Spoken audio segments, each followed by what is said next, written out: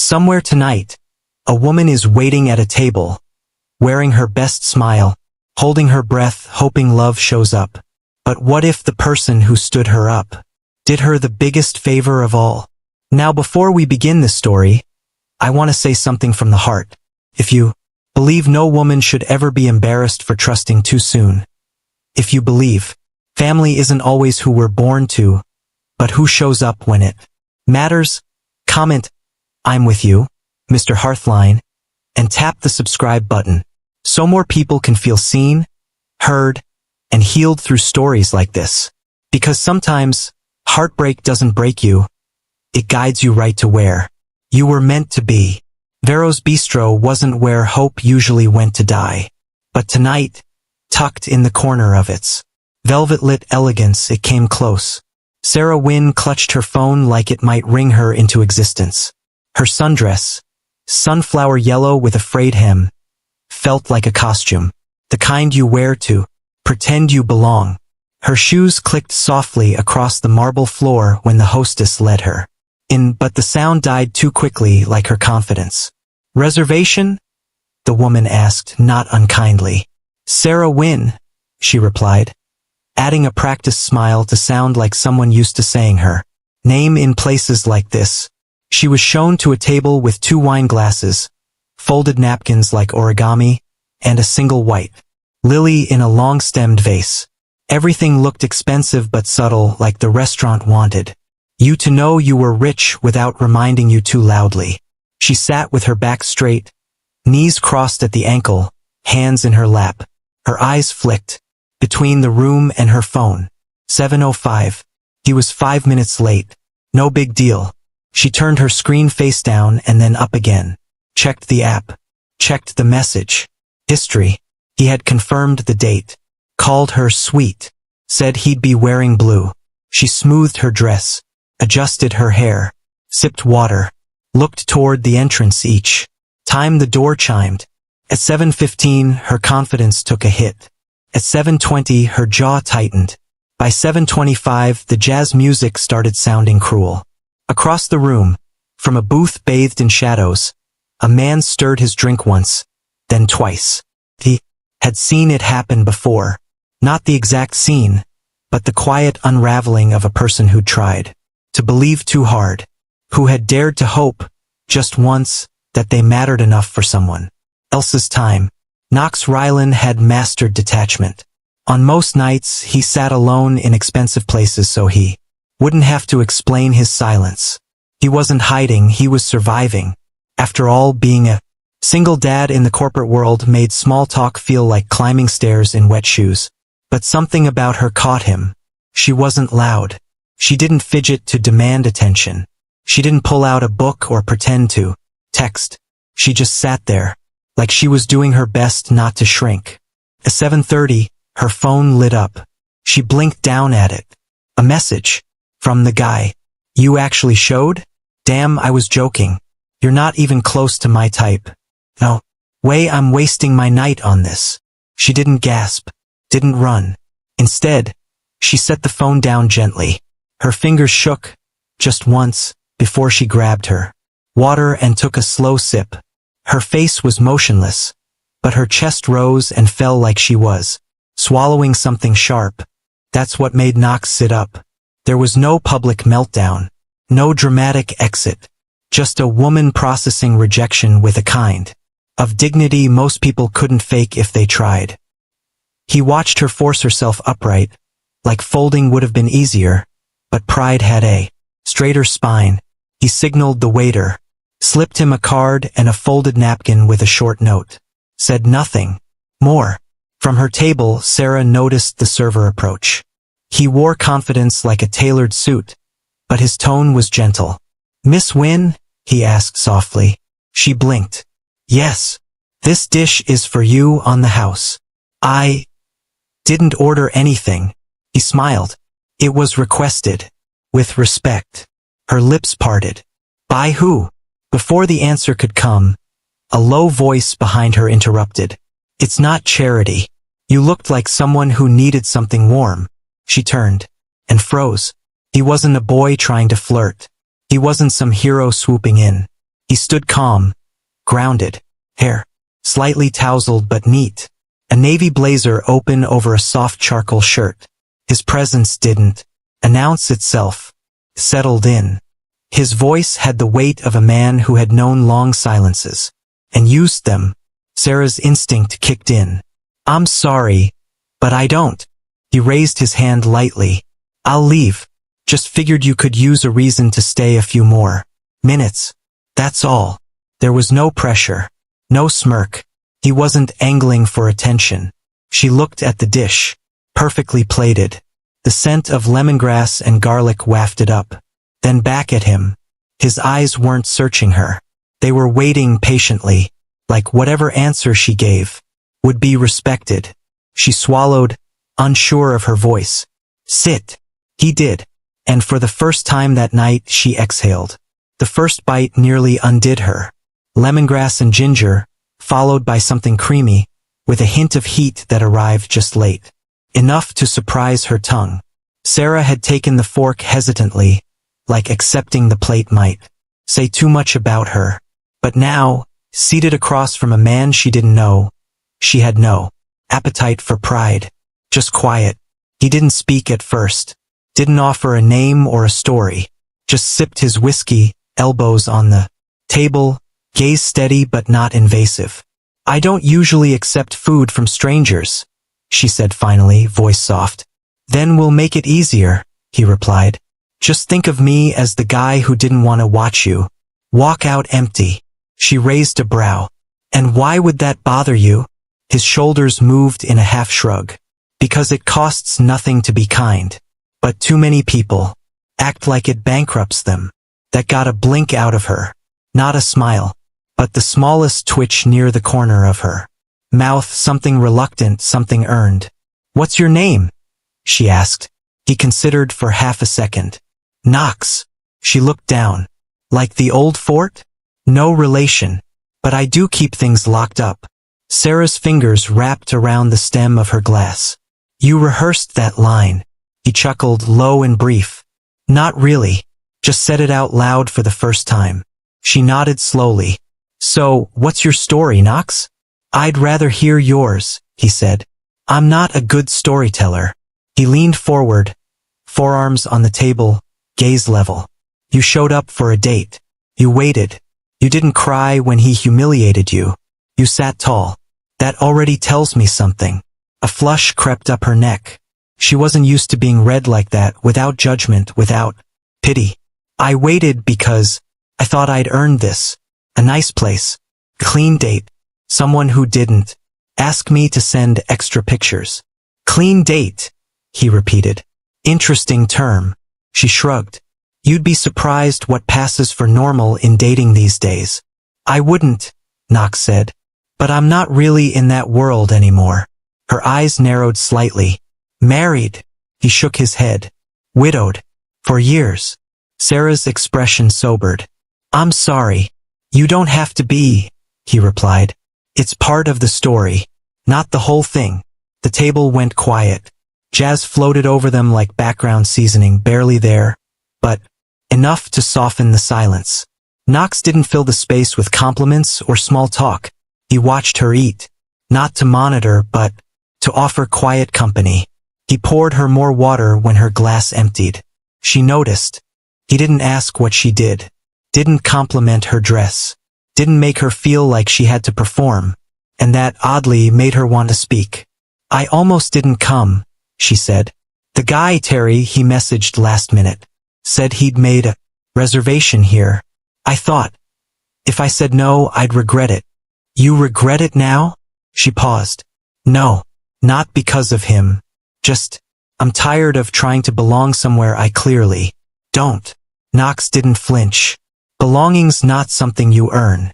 It's something someone offers freely." Sarah stared at him. "That's not a line?" He shook his head. "It's what I tell my daughter when she asks why kids don't talk to her at daycare." Her heart pinched at that. "How old is she?" 4. "Her name's Lenny." Sarah smiled, and for the first time, it reached her eyes. "She's lucky. You speak like a man who loves on purpose." Knox lowered his gaze for a second. I try. That doesn't always mean I get it right. Sarah set her fork down. No one does. For a moment they sat still, not searching for more, just accepting that maybe tonight didn't need to end in answers. Knox reached into his jacket pocket and pulled out a folded linen card. He slid it across the table. 2 words were written in ink that looked handwritten. Next time. No number. No name. Just an invitation without pressure. Sarah looked up. You're just gonna leave? He nodded. You don't need rescuing. You needed company. Now you've had both. She didn't know how to respond to that. And maybe that was the point. Knox stood, pulled on his coat with a calm grace, slid his wallet back into his pocket, then offered her a nod, not of goodbye, but respect. As he turned to leave, she called after him softly. Knox! He paused but didn't look back. Thank you for seeing me, he responded without turning. You were hard to miss. And then he was gone. Not chasing. Not lingering. Just gone. Sarah looked down at the linen card again. And for the first time that night, her throat didn't feel like glass. Sarah sat in the same spot, but everything had shifted. The lily in the vase no longer looked like a cheap attempt at elegance. The table no longer felt like a stage she'd been left standing on. Even the weight of her dress seemed lighter, though. The dress hadn't changed. He hadn't flirted. He hadn't pried. He hadn't even lingered long enough to be memorable in any typical sense. And yet, she couldn't stop replaying the sound of his voice when he said, You were hard to miss. It wasn't what he said. It was how he meant it. No agenda. No pickup game. Just presence. The waiter passed by to clear the other place setting. He hesitated, sensing the energy around. Her had changed.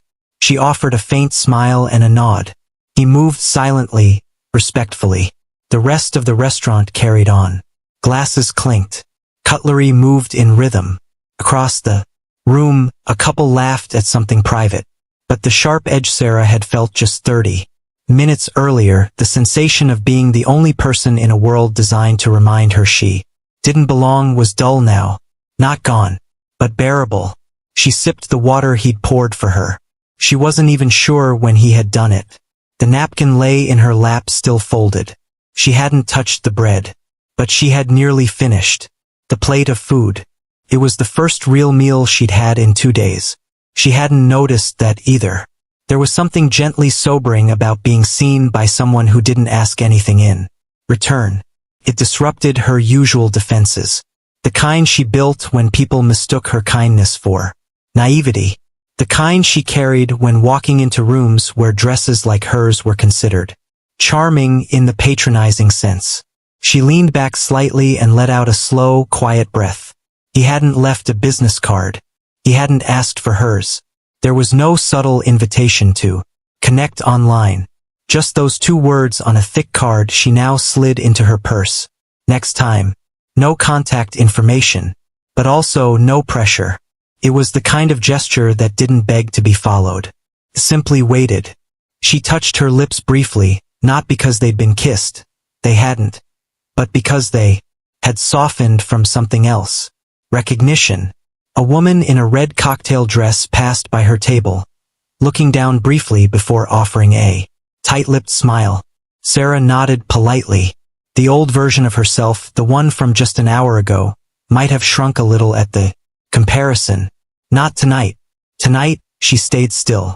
Tonight, she finished her water. When the server returned with the check, he looked confused. There's no charge, miss. The gentleman covered everything. Sarah blinked. Of course he did. But she said it more to herself than to him. She reached into her purse, pulled out a folded 5, and slid it into the check sleeve anyway. Tip, or thanks or habit. She didn't even know. As she stood to leave, she took one last glance at the table. A quiet scene. A nearly clean plate. No number. No lipstick stain on the glass. Just a night that didn't end in disaster. A night that paused. She walked toward the door slowly, not dragging her feet, not hurrying either. The hostess gave her a parting glance, slightly puzzled. Sarah walked past with calm dignity. Outside, the night air met her bare shoulders like a question. She didn't have the answer yet, but she no longer felt like the punchline. She stood for a second on the sidewalk, unsure whether to call a ride or just walk for a while. The sidewalks glowed under the lamps. Her phone buzzed once. Not him, not the date, just a spam notification. She silenced it, then pulled her purse closer to her side, and smiled. The bell above the door jingled as Sarah stepped inside. No one noticed her entrance. Not that she expected a parade, but she'd hoped for at least a smile from the barista. Still, the smell of roasted beans and baked cinnamon gave the room its own sort of embrace. It had been 5 days since the restaurant. She wasn't counting. She just remembered, like you remember the color of a scarf that made you feel a little braver. She stepped forward in line, tucking her hair behind one ear and glancing at the menu like she hadn't memorized it 2 visits ago. The morning crowd was sparse, just enough to feel alive, not enough to feel crowded. When it was her turn, she spoke softly. Medium oat milk latte, 1 pump of vanilla. The barista nodded. Name? Sarah. She stepped to the pickup counter, sliding her phone from her bag to check her calendar. 2 interviews. One she was late for, another she'd probably cancel. Motivation didn't come easily. When you'd poured your last hope into a night that ended with no follow-up. The coffee machine hissed. A newspaper rustled in the corner. And then, oat milk again? I guessed right. Sarah turned, startled. He was seated in the corner booth, just out of view. White shirt rolled to the elbows, collar open. A tablet rested on the table in front of him, but it was clear he hadn't touched it in a while. Knox. His voice hadn't changed. Neither had the stillness he carried. Like his presence took up space but didn't demand it. You remembered my drink order? She asked, stepping cautiously toward the edge of the booth. He gave a faint shrug. I remember things that matter. Sarah raised an eyebrow. We spoke for less than an hour. And you think that makes people less memorable? She paused, not sure if it was a compliment or a challenge. Maybe I just make an impression, she said coolly. Knox smiled with the corner of his mouth. That you do. She looked toward the door, then back at him. You come here often? He gestured at the tablet. It's my office away from silence, and the only place Lenny hasn't learned how to FaceTime me by accident. Sarah's lips twitched. Smart girl. Too smart. The barista called her name. She turned, retrieved the drink, then returned to his booth and hovered, unsure whether to walk away or sit. Knox leaned back. No pressure. She took the seat across from him. The table between them was small. Her knees brushed against the edge. He folded his tablet closed. You're not reading? Not anymore. They sipped their drinks in a silence that wasn't awkward, just unhurried. Sarah finally asked, Did you expect to see me again? No. But you're not surprised. Knox looked her in the eye.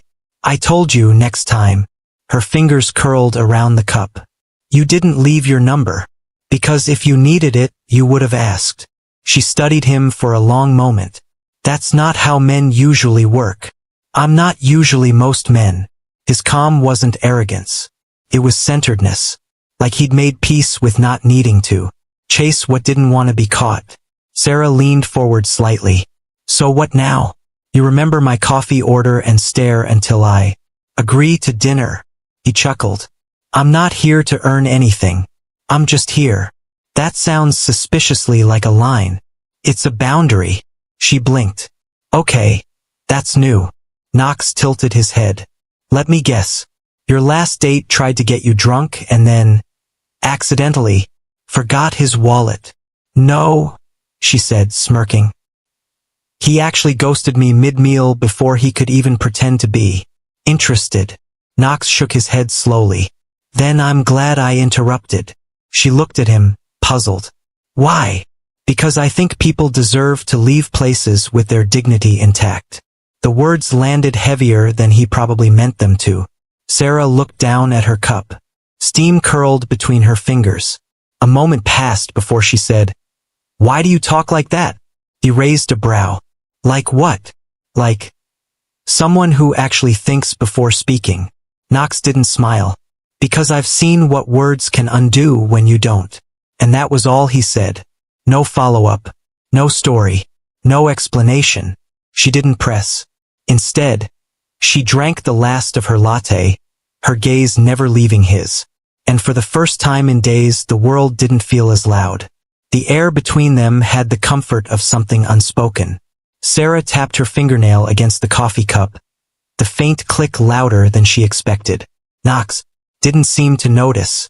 Or maybe he did and just didn't mind the sound of small fidgets. She watched him as he leaned back in his seat. His posture wasn't performative, he looked like someone who didn't have anything to prove. So, she said, testing the silence. Do you always make women second-guess whether they're on a date or a TED Talk? Knox didn't react immediately. He let the question linger. I didn't ask you on a date, he replied calmly.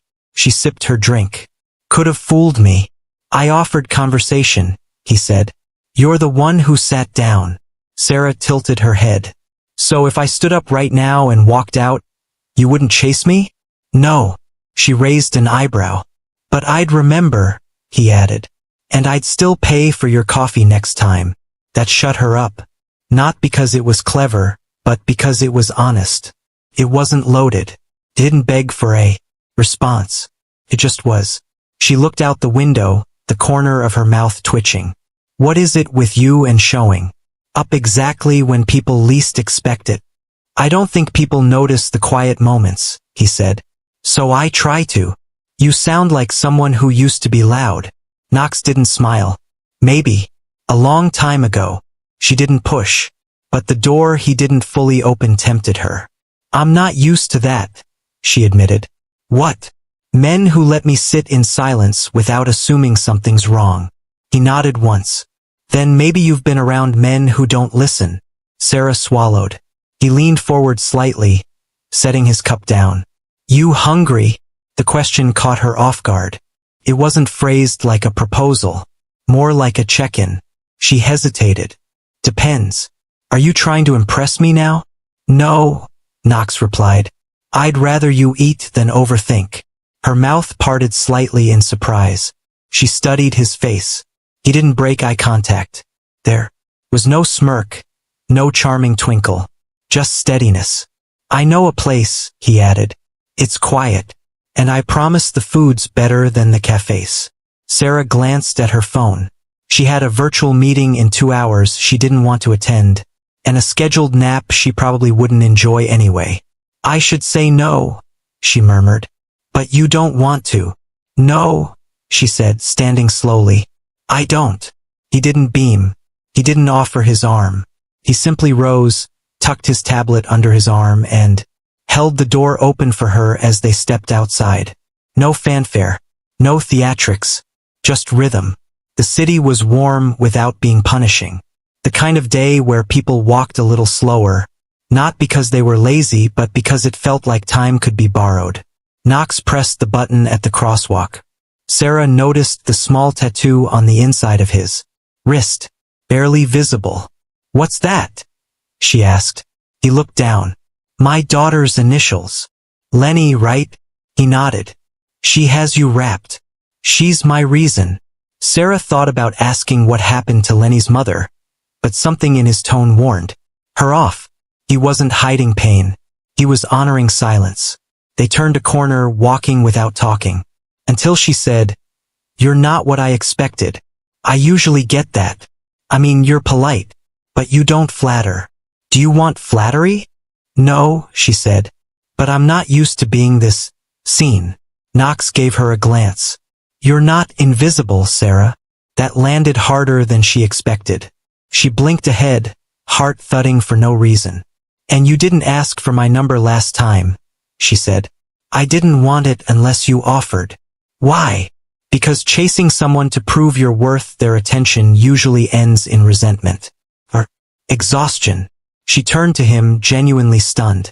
You talk like a therapist. No, Knox said. But I've been to one. She smiled without meaning to. He noticed, but didn't comment. They walked the final block in silence.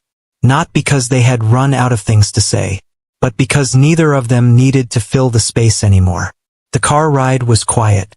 Not the kind of silence that stretches awkwardly, but the kind that lets thoughts settle. Sarah watched the city peel away behind the windshield. Knox didn't fill the drive with music. No small talk, no attempt to impress. Just one hand on the wheel and a quiet awareness of her presence beside him. When they pulled into the driveway, her eyes swept over the house. It wasn't a mansion, but it wasn't modest either.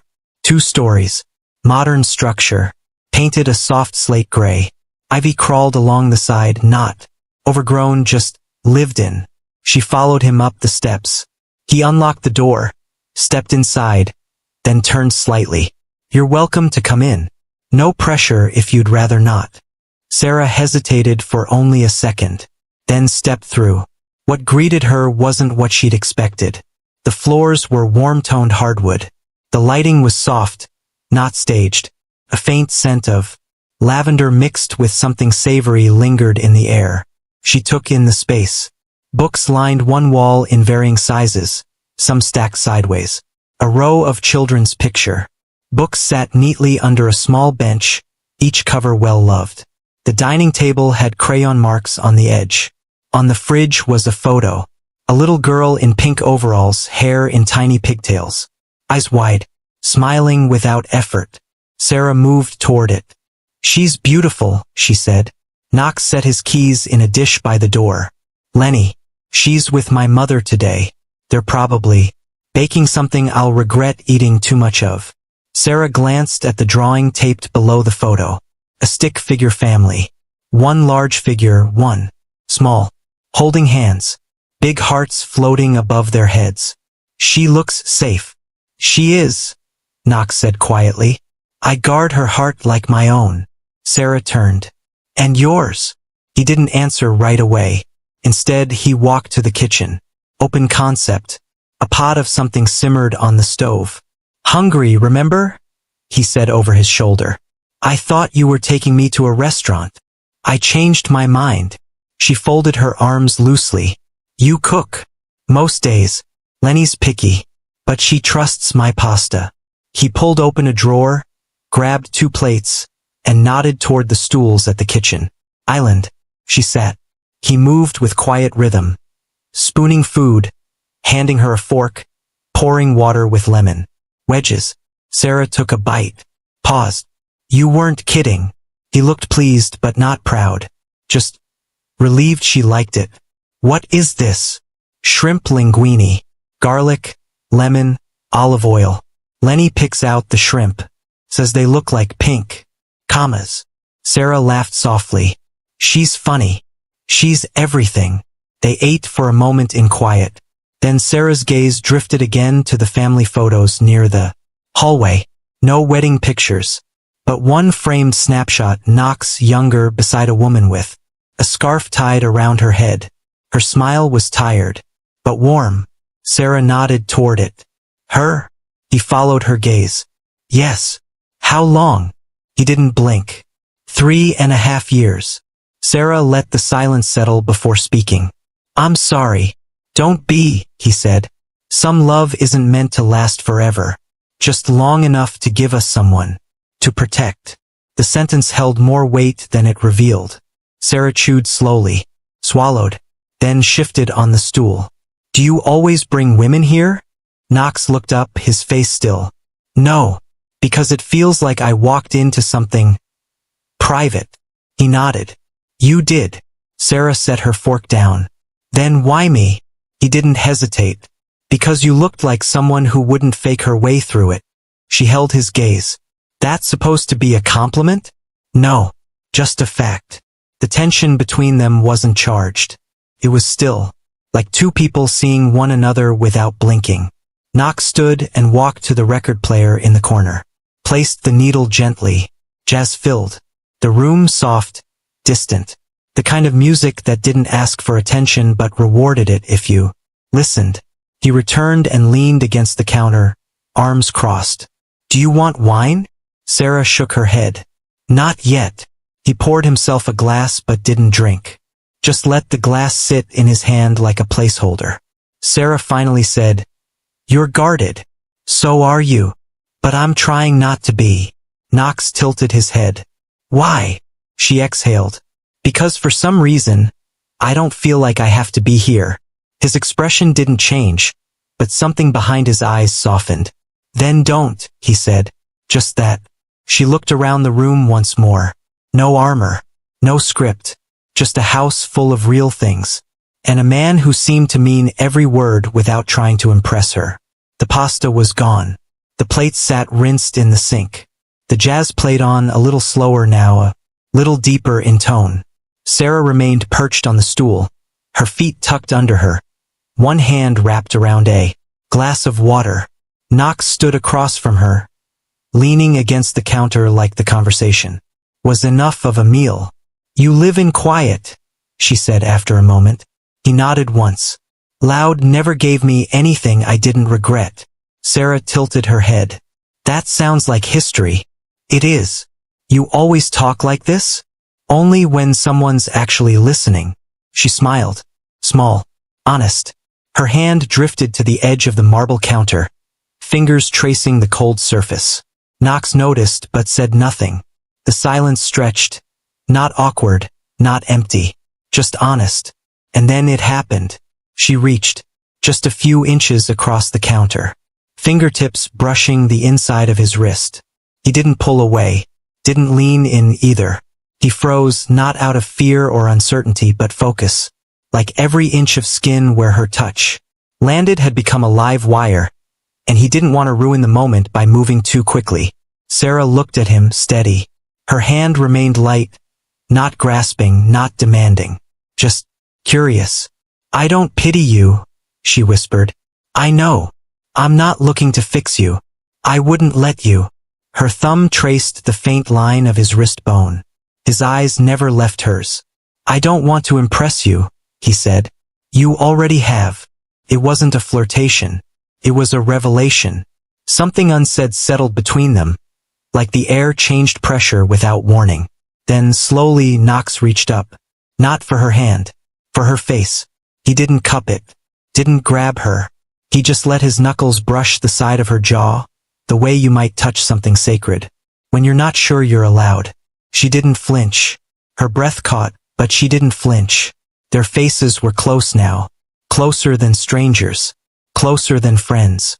Still inches between them. But it didn't feel like distance. Felt like a pause with purpose. Knox's voice dropped. Not for effect. For intimacy. "I want to know how to touch you right." Her eyes flickered, not in confusion but in realization. She didn't smile. She didn't blush. She simply whispered, "Then take your time." And that was all the invitation he needed. But still, he didn't rush. He didn't press forward like a man with permission to conquer. He leaned in like a man asking with his presence. Their foreheads touched first. Then the tip of his nose brushed hers. Then his mouth found hers, soft, closed, reverent. It was a kiss that didn't search for climax. It searched for certainty. Sarah's hand left his wrist and slid up his forearm. He responded by stepping closer, the counter now the only barrier. Their hips weren't touching yet, but they would be. The kiss deepened gently, gradually, like they were both making sure the other could still breathe. When he finally let his hand move to the small of her back, her body answered. Not by pulling away, not by stiffening, but by settling into him. Their rhythm wasn't wild. It was measured. He kissed her like a man who had waited years to feel something real, and now refused to mishandle it. Her hands slid up to his shoulders, testing their breadth, their steadiness. Knox broke the kiss first, but only by a breath. "Tell me when to stop," he said. Sarah looked at him with something deeper than agreement. "Tell me when you're ready," she replied. They stayed in that stillness, foreheads pressed, breaths sinking. It wasn't lust that hovered. It was consent.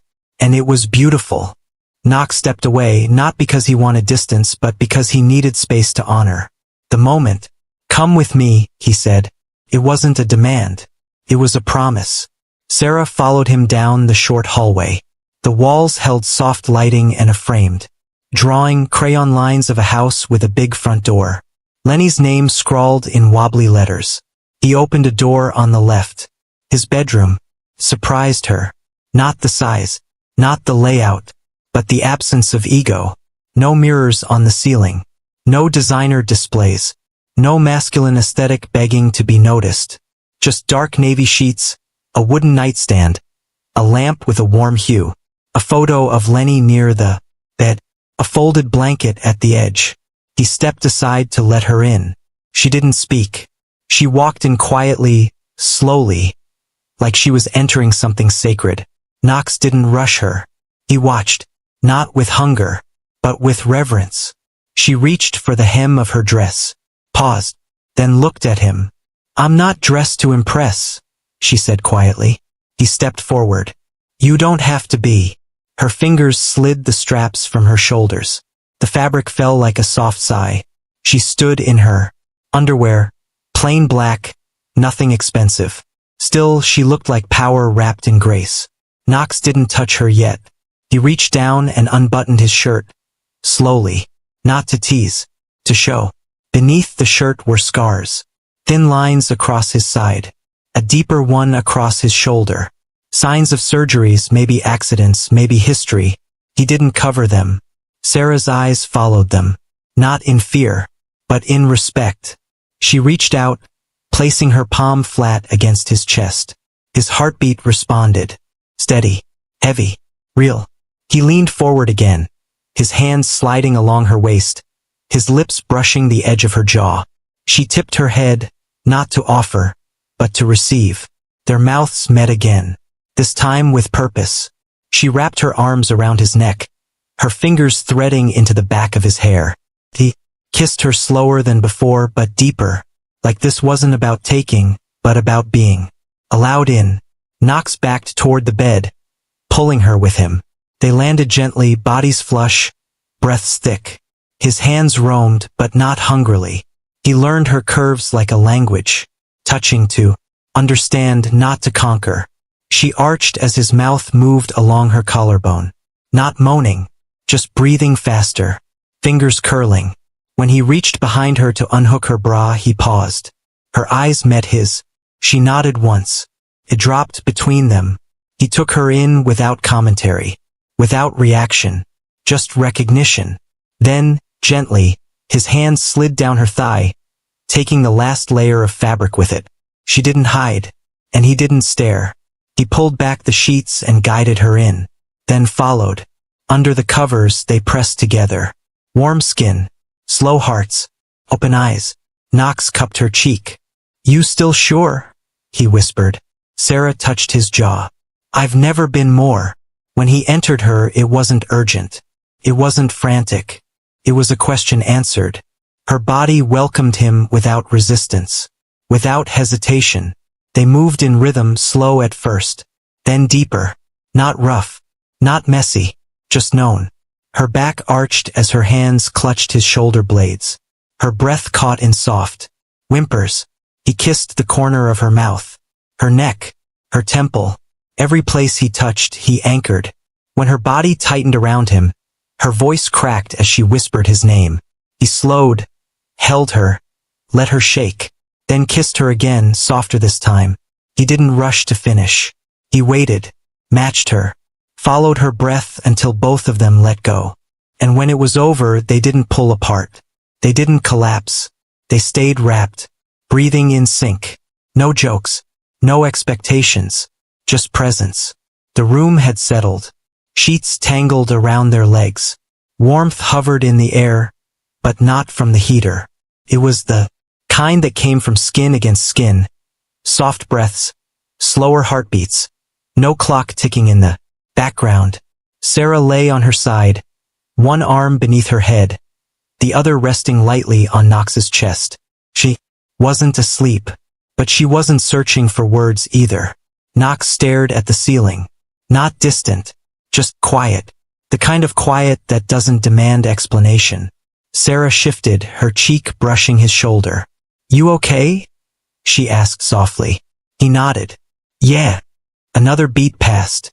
I don't usually, she started. He cut in gently. Me neither, she exhaled. Not from tension but from being understood. The lamp still glowed dim in the corner. The record player had long since stopped spinning. But the warmth of jazz still felt like it lingered in the walls. I thought I'd feel awkward, she said. Do you? She shook her head. No. And that's what's weird. Knox turned his head toward her. We didn't do anything we didn't both want. That's the part I'm not used to, she admitted. His eyes didn't leave hers. That should be the bare minimum. Sarah let those words sit.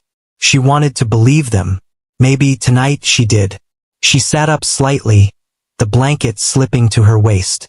She pulled it back up and looked around. The room again. Then she spotted it. The tiny sock, purple with white polka dots, tucked near the edge of the dresser. Left behind, probably by a 4-year-old with no sense of placement. Sarah smiled. She leaves trails. Knox followed her gaze. She thinks my room is boring. Says I need more colors. Sarah laughed under her breath. She's not wrong. He chuckled once. I told her that's why I keep her around.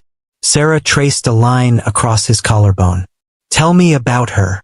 He blinked slowly, then let out a breath through his nose.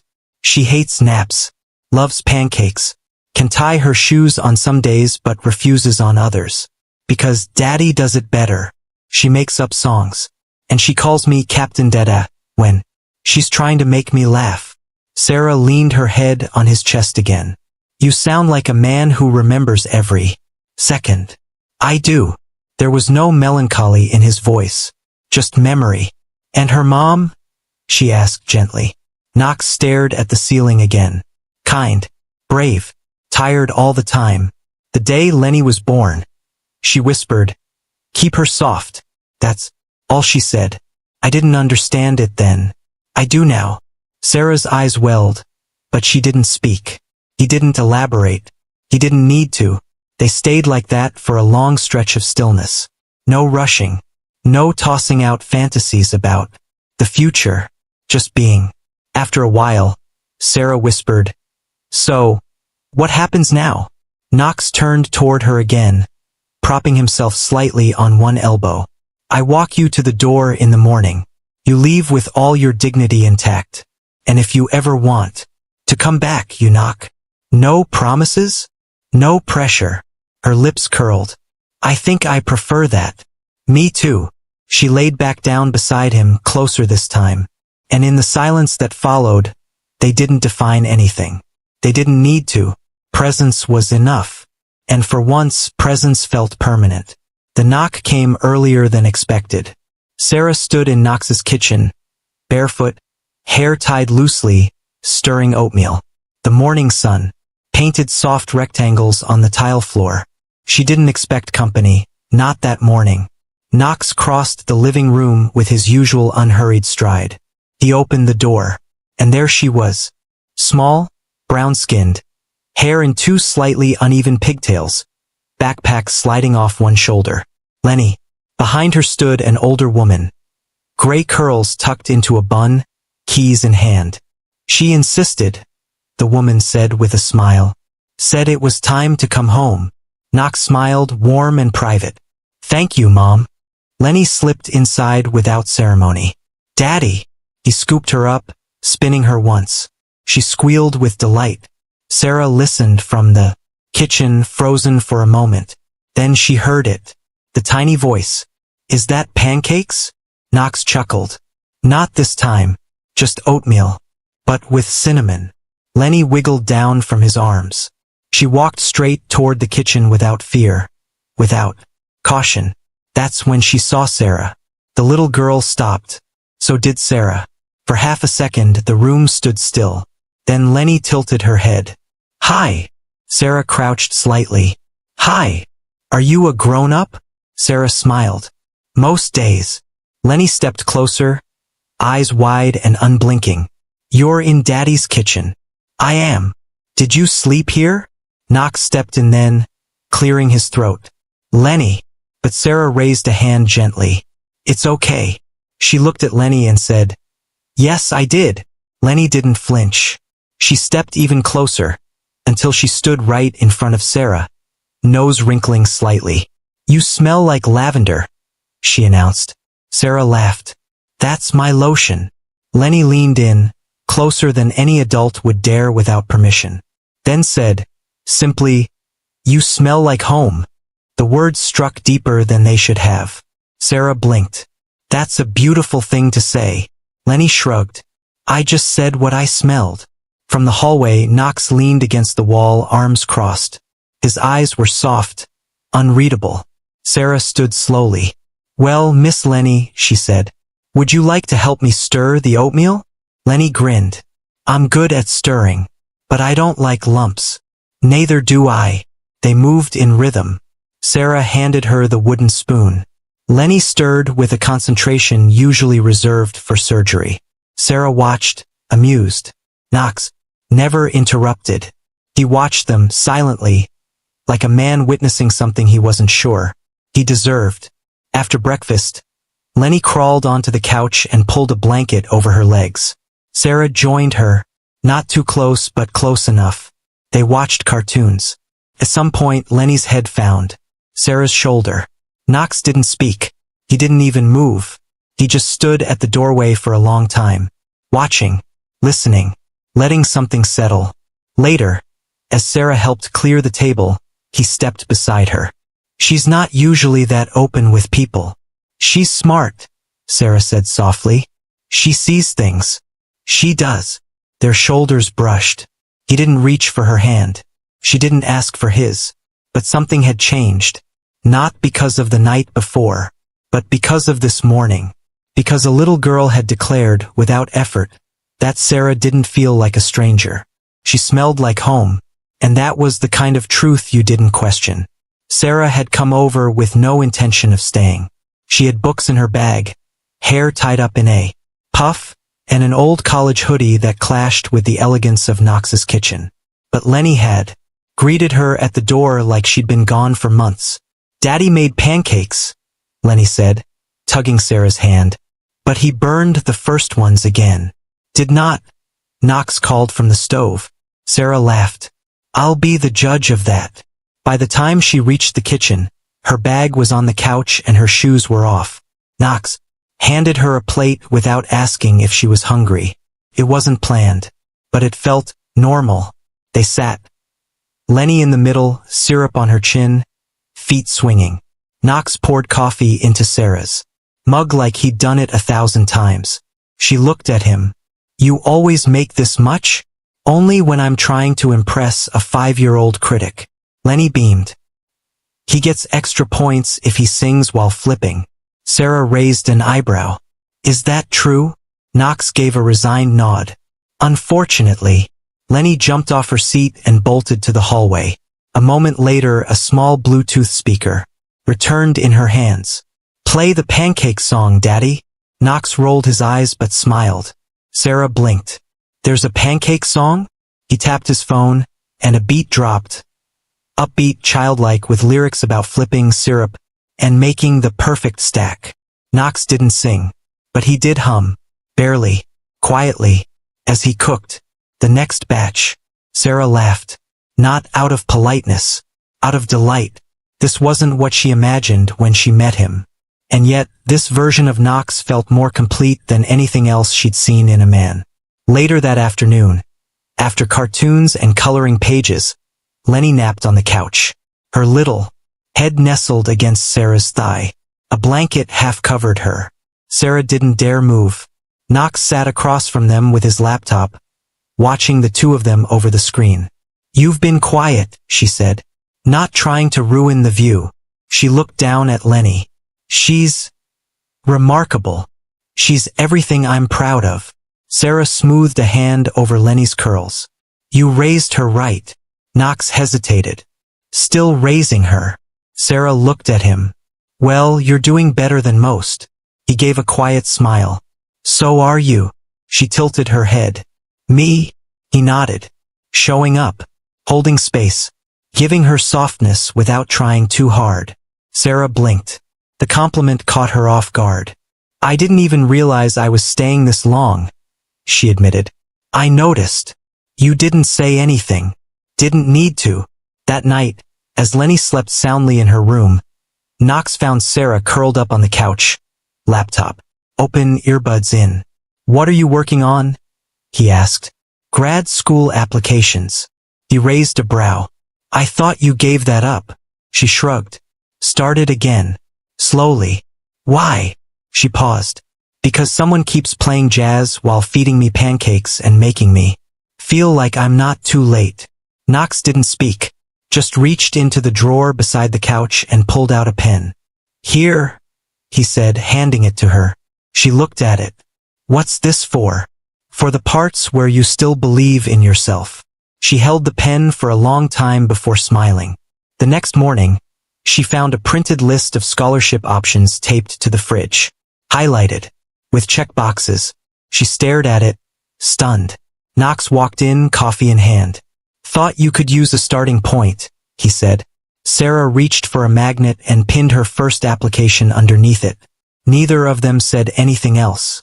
But everything had already been said. Sarah hadn't planned to stay the night.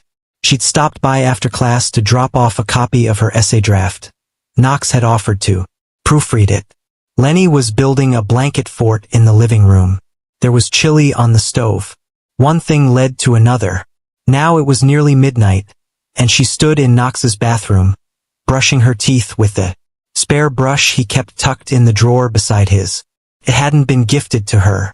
It had simply appeared, one evening, still in the packaging, with a sticky note on the mirror. This one's yours. No rush.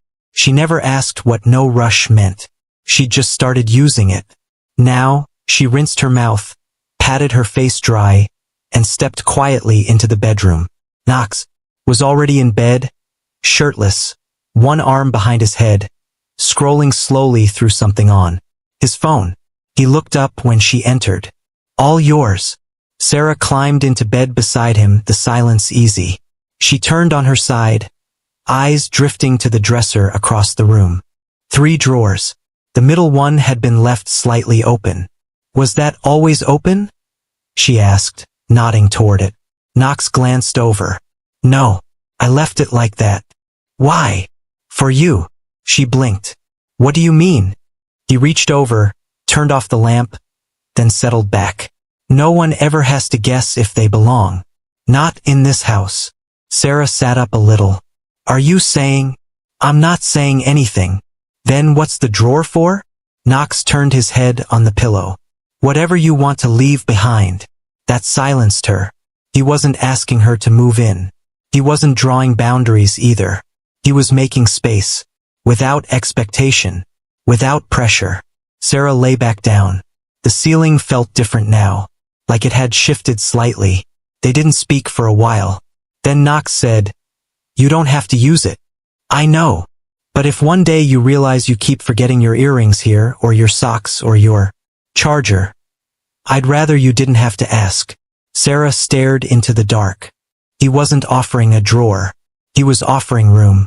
For her life. For her rhythm. For her mess. She reached for his hand beneath the sheets and held it, fingers lacing with ease. And the next morning, after Knox left early to drop off Lenny at preschool, Sarah got dressed. Slowly. Then walked over to the dresser. Opened the middle drawer. Inside, empty. Except for one thing. A tiny note card at the bottom. Belonging doesn't need an explanation. She laughed, quietly, then reached into her tote and pulled out a soft, folded t-shirt. Her favorite. Faded navy with an old concert logo she hadn't worn in a while. She placed it inside the drawer, then closed it gently. And when she left the house that morning, she didn't say goodbye. She said, See you later. And for the first time in a long time, she meant it. It arrived in a white envelope, thicker than usual, with her name printed in clean block letters. Sarah found it wedged between a water bill and a flyer for discounted yoga classes. She didn't recognize the return address, but the university seal was unmistakable. She opened it standing in Knox's kitchen, one hand still wet from washing blueberries. Her eyes scanned the page, then scanned it again, and again. She didn't breathe until the word congratulations stopped dancing in front of her. She sat down. Hard. Knox entered from the hallway, fresh from his shower, towel around his shoulders, shirt still unbuttoned. You okay? She handed him the letter. He read it silently, then met her eyes. They're offering full tuition? He asked. Plus housing. Plus a small stipend. He nodded. Out of state. 4 states away. The silence pressed in. Not cold, but weighty. Lenny's voice rang out faintly from her room. Something about dinosaurs and glue sticks. Sarah leaned forward, elbows on the counter, hands clasped tightly. I didn't expect it, she said. You earned it. I applied months ago. Before you. Before Lenny. Before this. Knox folded the letter once. Then again. Set it on the counter. You going? Her eyes welled. I don't know. He didn't try to convince her. Didn't talk about long distance. Didn't mention FaceTime or weekend visits. He just pulled out a chair and sat across from her. I want to tell you to stay, he said. But I won't. Tears slipped down her cheek. Because you want me to grow, she whispered. Knox nodded.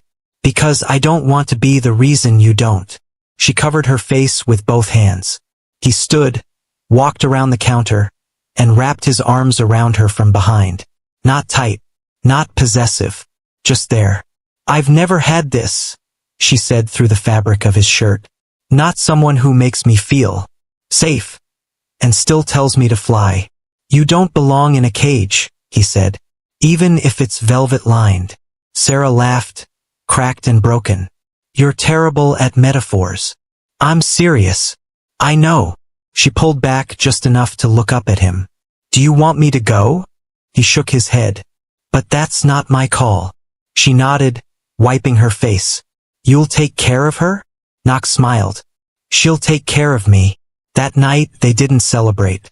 They didn't toast or dance or order takeout. They just sat on the couch, Lenny curled between them, watching a movie none of them really followed. Sarah's hand never left Knox's. And when Lenny finally fell asleep, her tiny body pressed against her father's chest, Sarah kissed the top of her head, then kissed Knox. Longer than usual. Softer. He didn't ask when she was leaving. She didn't say. But the letter sat on the counter. Still folded. Still waiting. The suitcase sat by the door. Half-zipped. Not overpacked. Just enough.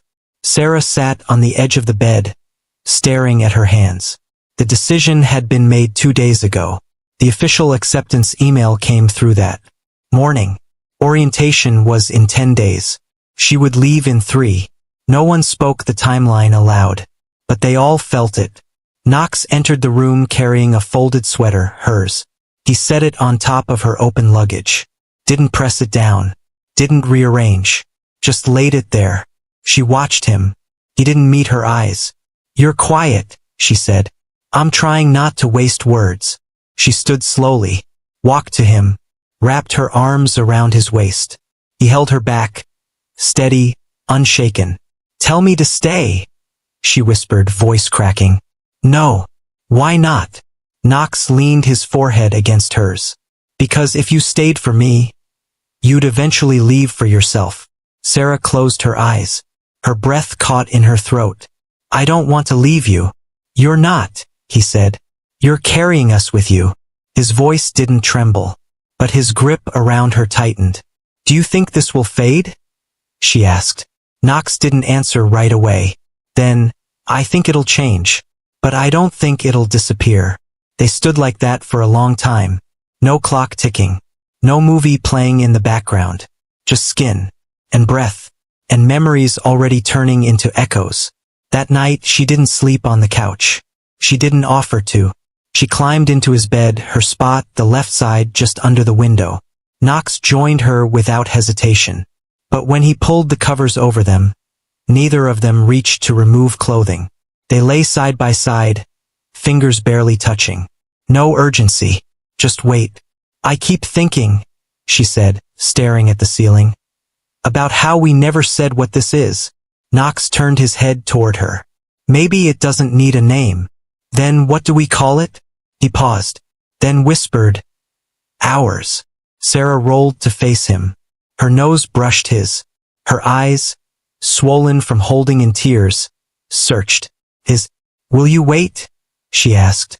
"You don't have to ask. I'm afraid. So am I." "Say something stupid," she whispered. "Please, make me laugh." Knox blinked once, then smirked. "Lenny thinks your voice sounds like cartoons. She said you might be a talking bear." Sarah burst into a tearful laugh, then kissed him, just once, and then again longer. Still no clothes removed, still no fire lit, just presence.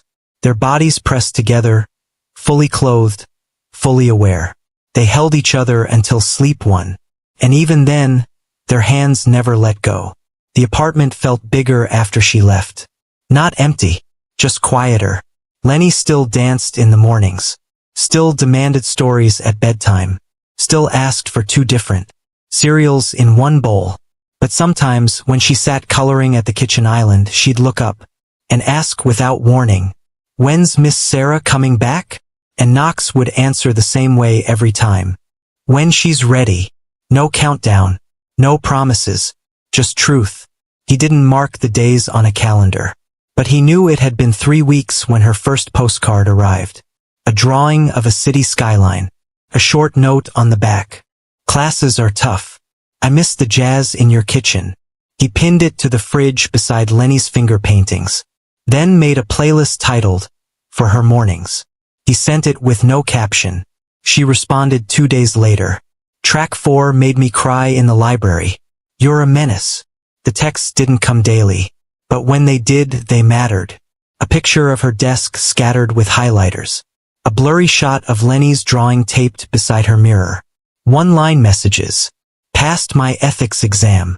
Wish I could share dinner with you tonight. Still using your pen." Knox didn't flood her inbox with responses, but he always replied. "Lenny made pancakes. Her flip game is strong.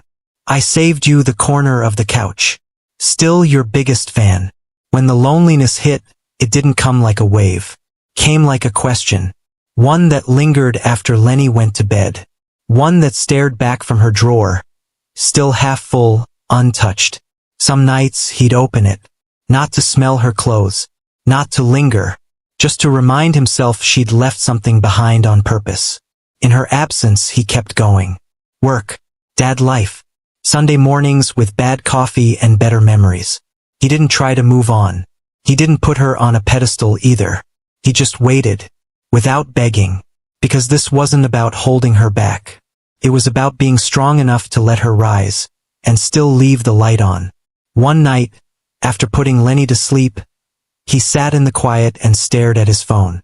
No messages, no updates, but he opened their thread anyway. Typed, deleted, typed again, finally sent. "You still with me?" Her reply came an hour later. "I never left."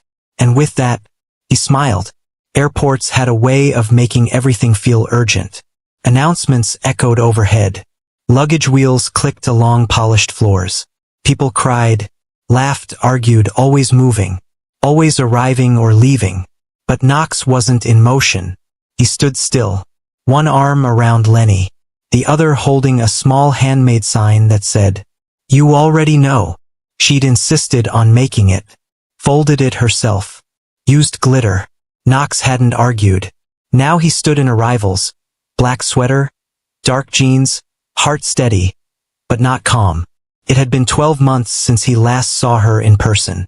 12 months of one-line texts, random postcards, and half-finished phone calls between time zones and lectures. But today, she was on the other side of those automatic glass doors. Lenny spotted her first. "There!" She pointed, voice rising with joy. And there she was, walking with a carry-on in one hand, sweatshirt tied around her waist, curls bigger, shoulders straighter, stride calmer. Sarah. She didn't run. She didn't cry. She just smiled, the kind that says, "I did what I said I would. And I came home anyway." Lenny squirmed down and bolted forward. Sarah dropped her bag and sank to her knees. Their hug didn't need words. Sarah buried her face in Lenny's neck. Lenny whispered something only She could hear.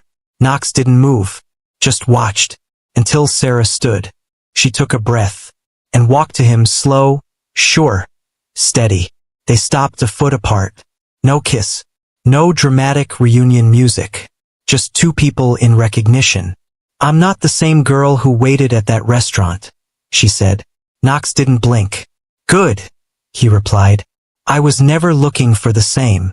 She looked at him, eyes glossed but unbroken. "You waited. I didn't know how to do anything else." She stepped closer, not rushing, but closing the gap. Knox didn't touch her. He let her speak first. "Can I come back?" "You never left," he said. And then, finally, he opened his arms.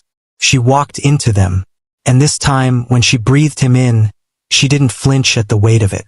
She just fit. Lenny tugged at their sides. "Can we go home now?" Sarah looked down. "Home?" Knox nodded. "If you want." She smiled, tears slipping quietly. "I do." And they walked out together, three across. No declarations. Just a return. The lily was still there. New vase. Same corner booth. Same soft lighting that blurred the edges of sharp memories. Vero's bistro hadn't changed. But Sarah had. She walked in with her chin high, shoulders rolled back. Not in arrogance, just awareness. She didn't need the hostess to tell her where to sit. She already knew. Knox walked beside her, hand gently on the small of her back. Lenny skipped ahead, clutching a pack of colored pencils like they were precious cargo. The hostess smiled. "Back with us again?" Sarah nodded. "Yes, table for three." They were led to the booth. Same one as before. But this time Sarah didn't sit across from Knox. She slid into the leather bench and he followed right beside her. Lenny hopped up across from them, immediately spreading her coloring tools across the white tablecloth. The server approached with a practiced smile. "Welcome back. Can I start you with anything?" Sarah glanced at Knox. "What did we order the first time?" Knox smiled, remembering. "You didn't." "I did." She turned to the waiter. "We'll have that, whatever that was." The waiter nodded. Right away. As he left, Sarah looked around. The clinking glasses. The ambient hum of conversation. The low, steady jazz in the background. It used to overwhelm her. Now it just filled the room. Lenny began to draw, two stick figures holding a smaller stick figure's hand. Underneath it, she wrote in blocky print, "US." Sarah leaned over. "Is that us?" she asked. Lenny nodded. "You have big hair. Daddy has big shoes, and I have big crayons." Sarah laughed. "Fair." Knox placed his arm across the back of the booth, his fingers brushing the top of her shoulder. He didn't need to pull her close. She was already there. They didn't say much, didn't rehash the year apart, didn't relive the night she left or the days they texted from across states. They just ordered food, passed bread, helped Lenny reach the butter dish. And when the meal arrived, steaming with lemon, herbs, and a touch of memory, they ate. Slowly. No performance. Just peace. After the plates were cleared and Lenny returned to her drawings, Knox raised his glass, water, not wine. He looked at Sarah. "To the girl who waited and still believed," he said. She met his gaze. "And to the man who showed up," she replied. Lenny looked up. "Can I toast too?" They smiled. "Of course." She raised her cup of apple juice. "To pancakes, and hugs, and the drawer with the shirt still in it." Knox nearly choked on his sip. Sarah laughed, full and free. And somewhere in the corner of the restaurant, a pianist shifted to a new key. Softer, brighter. They didn't notice. But something in the room knew. A full circle had closed. The door clicked shut behind them. Lenny was asleep at her grandmother's for the night. Knox's only request when Sarah said she was ready. There was no wine, no music, no pretense. Just a lamp in the corner casting a warm halo over the living room rug. Her heels were already off. His jacket hung over the back of the chair. Sarah turned to face him. They hadn't spoken since leaving the restaurant. They didn't need to. She stepped forward first, unfastened the top button of her dress, slid the zipper down herself. It slipped from her shoulders like a decision already made. She wore red, just like the first time she thought she had something to prove. But now she didn't need permission to belong. Knox didn't rush. He stepped closer, one hand at the small of her back, the other tracing her cheek with the pad of his thumb. "You're sure?" he asked. Sarah nodded once. "I'm here, aren't I?" His mouth met hers, slow, certain. Not hungry, not hesitant, just known. She undid the buttons of his shirt one by one. Her fingers didn't tremble this time. They remembered him, just as he remembered every curve of her body. They moved together with no nervous laughter, no awkward pauses. They had already laughed, already wept, already waited. Now they simply confirmed. Knox lifted her gently, her legs around his waist, her breath in his ear. He carried her not to impress, but to honor.